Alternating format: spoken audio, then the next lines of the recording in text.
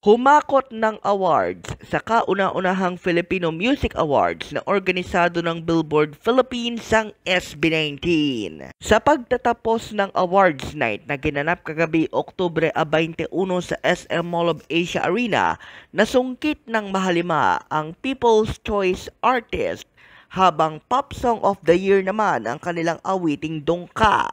Nasungkit rin ng Dongka ang People's Choice for Song category habang Tour of the Year naman ang Simula at Wakas World Tour. Concert of the Year naman ang mismong kick-off ng Simula at Wakas sa Philippine Arena habang Artist of the Year ang SB19. Naging nominee din for Album of the Year ang Simula at Wakas Extended Play Album pero ang parangal ay napunta sa Silakbo na gawa ng banda na Cup of Joe. Layunin ng kauna-unahang edisyon ng Filipino Music Awards na magtipon at bigyang pagkilala ang mga pinakamagagaling o finest in the Filipino music at ipinakilala rin ng Billboard ang FMA bilang biggest and most prestigious celebration of Filipino music dito sa Pilipinas. Lubos naman ang pasasalamat ng SB19 sa Pinoy pop fans in general dahil ng kanilang walang pagod na pagsisikap upang iangat ang Filipino music sa buong mundo.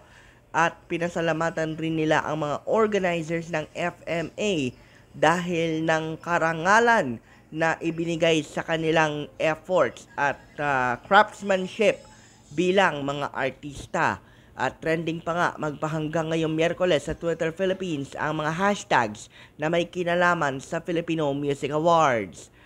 Hanggang ngayong Miyerkules din Oktubre 22 ay trending din sa Twitter ang mga hashtag na may kinalaman kay SB19 member Josh Colin Santos dahil ngayong araw na to ang kanyang ika-32 kaarawan. Ang mga kadalasang gamit ng mga humahanga kay Josh ay ang general tag na SB19 Josh at ang naiiba na keywords na 30 Josh.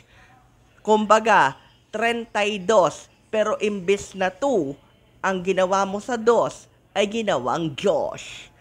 Yan ang totoong balita mula sa Mabuhay Radio Japan Worldwide sa bawat oras, bawat himig na nanatiling walang takot, walang pinapaboran.